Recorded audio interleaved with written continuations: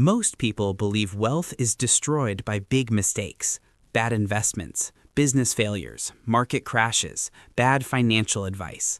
But in real life, most wealth is destroyed quietly, slowly, invisibly, not by disasters, but by lifestyle inflation. And the scariest part, you usually don't even notice it happening. The moment everything feels like it's improving. Imagine this, you finally get that raise.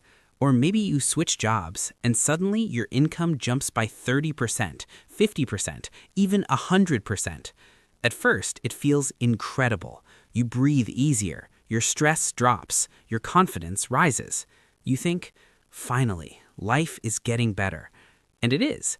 But then something subtle starts to happen, almost automatically. You upgrade your phone. You move to a slightly better apartment. You start ordering food more often. You take cabs instead of public transport. You subscribe to more apps. You buy better clothes. You start going to nicer places. Nothing crazy, nothing reckless, just small upgrades, little rewards, tiny improvements. All of them feel justified. After all, you're earning more now. You deserve it. Why lifestyle inflation feels harmless. Lifestyle inflation never feels dangerous. It doesn't show up as a warning. There's no red alert saying, careful, you're destroying your future. Instead, it disguises itself as progress, comfort, convenience, status, success. Every upgrade feels like a sign that life is moving forward, that you're finally winning. And that's exactly why it's so dangerous. Because the moment spending grows at the same speed as income, wealth creation quietly dies. The silent shift no one talks about. Most people imagine wealth as something dramatic, like make more money, save more money, become rich. But in reality, wealth is not built by how much you earn. It's built by the gap between what you earn and what you spend, and lifestyle inflation slowly closes that gap. Every raise, every promotion, every new opportunity, instead of expanding your wealth, it expands your lifestyle. Until one day you look around and realize you earn more than ever, but you still feel just as broke. The trap of I'll save later. One of the most dangerous lies we tell ourselves is, I'll start saving properly once I earn more. But something strange happens when you do earn more. Your definition of enough changes. When you were earning $4,000 per month, $10,000 felt like abundance. When you start earning $10,000, $30,000 becomes the new target. When you hit $30,000, you start thinking in terms of $50,000. The finish line keeps moving.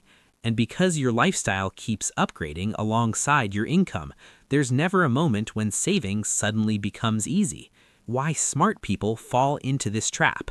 This isn't about stupidity. Some of the smartest, most disciplined people fall into lifestyle inflation. Doctors, engineers, entrepreneurs, finance professionals, people who fully understand money, and yet they still struggle to build real wealth. Why? Because lifestyle inflation isn't a math problem, it's a psychology problem. It doesn't attack your logic, it attacks your identity, when spending becomes who you are. At first, upgrades are about comfort, but slowly, they become about identity. The phone you carry, the clothes you wear, the places you eat, the car you drive, the house you live in. These things stop being purchases. They become symbols.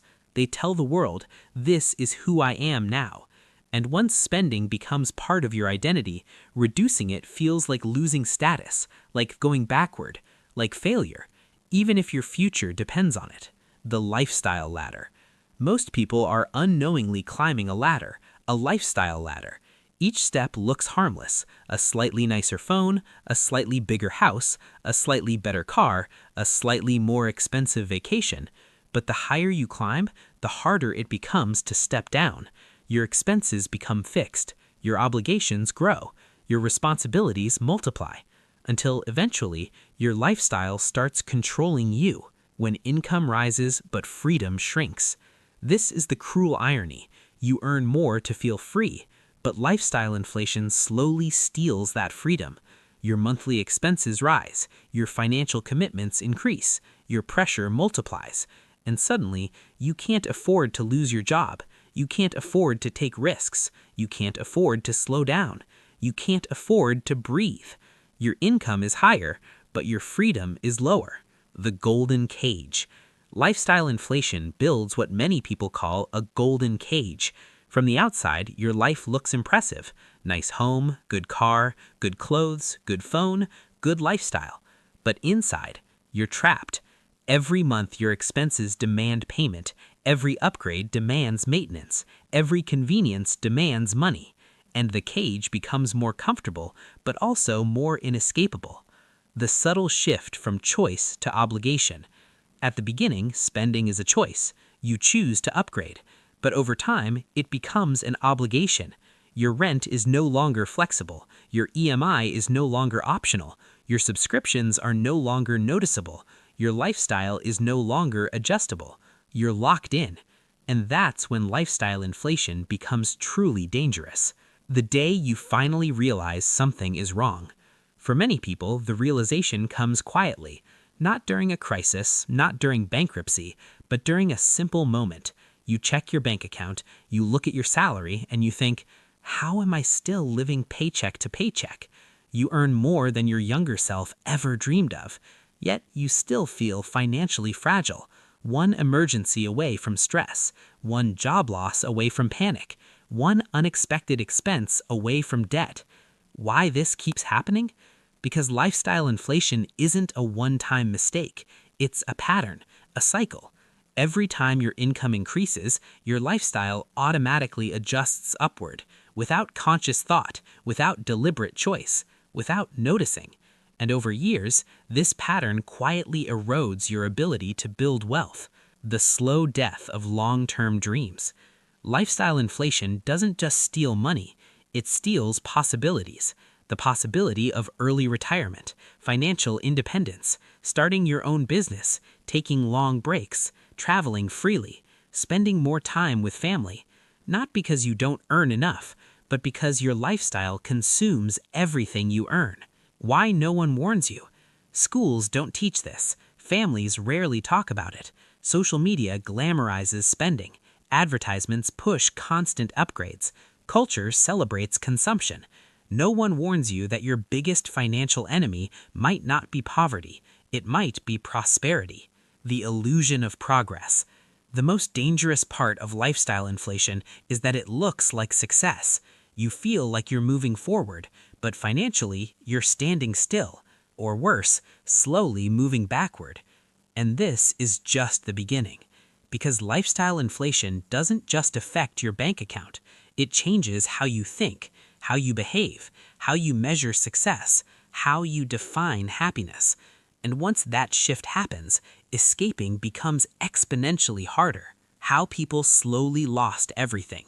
Numbers teach logic, but stories teach truth. Because when you see yourself in someone else's journey, the lesson hits deeper. So let's talk about real people. Not millionaires, not celebrities, normal people. People who did everything right and still ended up financially trapped. The engineer who earned more than he ever dreamed. Nick was a software engineer. Fresh out of college, he started with a salary of $5,000 per month. Life was simple. He lived in a small rented room, used public transport, ate home-cooked food, saved whatever he could. Back then, even $1,000 in savings felt like power. Then his career took off. Within 3 years, his salary jumped to $15,000, then $20,000, then $50,000 per month. From the outside, it looked like success. And at first, it felt like success. He upgraded his phone, moved into a better apartment, bought a car, started eating out regularly, took better vacations. Every upgrade felt deserved. Every purchase felt like progress. The moment he realized something was wrong. One evening, while checking his bank account, he noticed something strange. Despite earning $50,000 per month, he had less than $10,000 in savings, no investments, no emergency fund, no long-term security, just EMIs, rent, car payments, credit card bills, subscriptions. He felt confused. How is this possible? Where the money was actually going? When he looked closer, he realized his lifestyle had quietly expanded to match his income. Bigger house, higher rent, Car, fuel, insurance, maintenance, better food, higher monthly spending, gadgets, EMIs, vacations, credit card debt. Nothing felt excessive, but together they consumed everything. The golden trap. From the outside, looked wealthy. From the inside, he felt trapped.